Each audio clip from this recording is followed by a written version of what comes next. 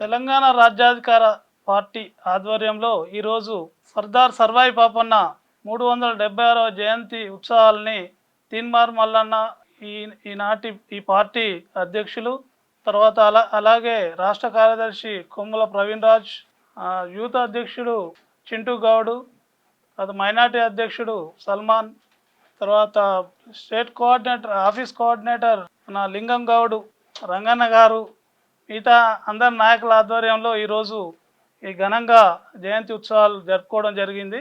So ఆ రోజుల్లో అంటే 17వ శతాబ్దంలో మొఘల్ సామ్రాజ్యాన్ని ఎదిరించి పోరాడి గోల్కొండ కోటని కైవసం చేసుకోవడం జరిగింది.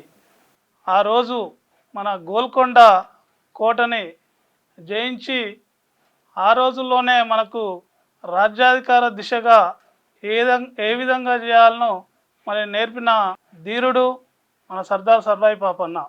సో అప్పట్లోనే ఎలాంటి సోషల్ మీడియా కానీ, తర్వాత మీడియా కానీ, తర్వాత ప్రింట్ మీడియా కానీ ఏ మీడియా లేదు 17వ శతాబ్దంలో.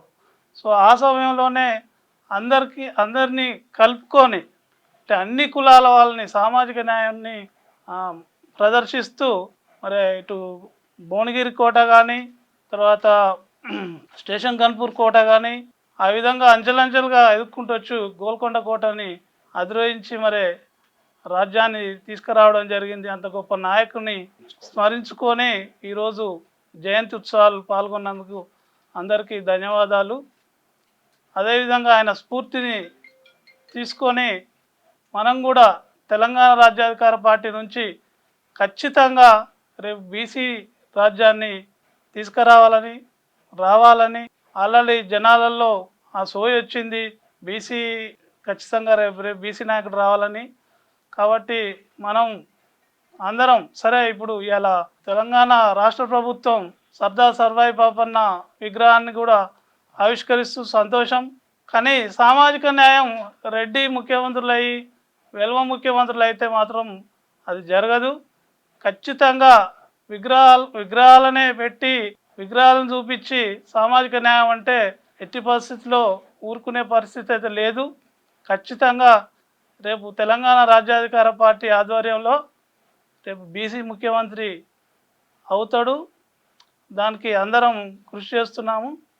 ధన్యవాదాలు. అందరికీ నమస్తే. ఈరోజు తెలంగాణ రాజ్యాధికార పార్టీ రాష్ట్ర కార్యాలయంలో ఇంతకుముందే ఎమ్మెల్సీ తీన్మార్ మల్లన్న గారు, తెలంగాణ రాజ్యాధికార పార్టీ వ్యవస్థాపకులు, రాష్ట్ర అధ్యక్షులు సర్దార్ సర్వాయి పాపన్న 376వ జయంతి సందర్భంగా ఘన నివాళులు అర్పించడం జరిగింది. ఈరోజు ముఖ్యంగా సర్దార్ సర్వాయి పాపన్న గురించి మనం కొంచెం ఆలోచించగలిగితే, అసలు ఈ తెలంగాణ రాష్ట్రంలో సోషల్ మీడియా లేనప్పుడే, మొబైల్స్ లేనప్పుడే, ఇంత టెక్నాలజీ లేనప్పుడే బహుజనులకు రాజ్యాధికారమే ఒక్కటే మార్గం అని చెప్పేసి ఆయన తన ఆలోచనలో నెమర వేసుకొని ఎన్నో కోటలను దాటుకుంటూ వచ్చి గోల్కొండ కోటపై బహుజన జెండా ఎగురవేసిన ధీరుడు ఒకే ఒక్కడు సర్దార్ సర్వాయి పాపన్న గౌడ్. కాబట్టి ఈరోజు ఈ తెలంగాణ రాష్ట్రంలో ఉన్నటువంటి నా బహుజన సోదరమణులారా, తెలంగాణలో దరిదాపు అయితే మొన్ననే చేసుకున్నాం, స్వాతంత్రం వచ్చి కూడా 80 సంవత్సరాలు అయింది. కానీ బహుజనులకి ఇంకా రాజ్యాధికారం అందక, స్వాతంత్రం రాక దిక్కుచోతని స్థితిలో ఎంతోమంది కూడా ఈ రోజుకి అసెంబ్లీ మెట్లు చూడని కులాలు ఎన్నో ఈ తెలంగాణ రాష్ట్రంలో ఉన్నాయి. దాన్ని గమనించే ఈయనను ఆదర్శంగా తీసుకునే ఎమ్మెల్సీ తీన్మార్ మల్లన్న గారు తెలంగాణ రాజ్యాధికారాన్ని పట్ల ఒక పార్టీ స్థాపించడం జరిగింది ఈ బహుజన వర్గాలకి రాజ్యాధికారం సాధించడానికి. కాబట్టి తెలంగాణ ప్రజలకు మేము ఇక్కడ నుంచి ఒకటే విజ్ఞప్తి చేస్తూ ఉన్నాము. ఇన్ని రోజులు రెడ్డి, వెలమ, కమ్మ, కాపు వాళ్ళకి మనం ఓట్లేసి వాళ్ళని గద్దెనెక్కించి మనం కింద ఉండడం జరిగింది. కాబట్టి మీరందరూ ఇక నుంచి అయినా గుర్తుపెట్టుకోవాలి, ఎప్పుడైతే మనవాడు ఉంటే, ఎప్పుడైతే పైన కుర్చీలో మన సామాజిక వర్గానికి చెందిన వారు అంటే మన బిగ్ క్లాస్కి సంబంధించిన వ్యక్తి ఎవరైతే మన ఆ చైర్లో కూర్చుంటారో ఆ రోజే మనకు నిజమైన స్వాతంత్రం వచ్చినట్టని మీరు అందరూ గమనించుకొని రాబోయే ప్రతి ఎన్నికల్లో ప్రతి సందర్భంలో కూడా మీరందరూ బహుజనుల నాయకులను ఆదరించాలని కూడా తెలియజేస్తూ ఉన్నాము. మరి ముఖ్యంగా ఈ తెలంగాణ రాష్ట్రంలో దరిదాపు అయితే యువత, మహిళలు చాలామంది ఉంటారు. యువత కూడా ఈ తెలంగాణ రాష్ట్రంలో ఎంతసేపు మీకు నచ్చిన హీరో కోసమో నచ్చిన వాళ్ళ కోసమో గంటల తరబడి వెయిట్ చేస్తారు. ఒక గంట రాజకీయం అనే దాని గురించి ఆలోచన చేయండి. మీ భవిష్యత్తులు మార్చేది రాజకీయము.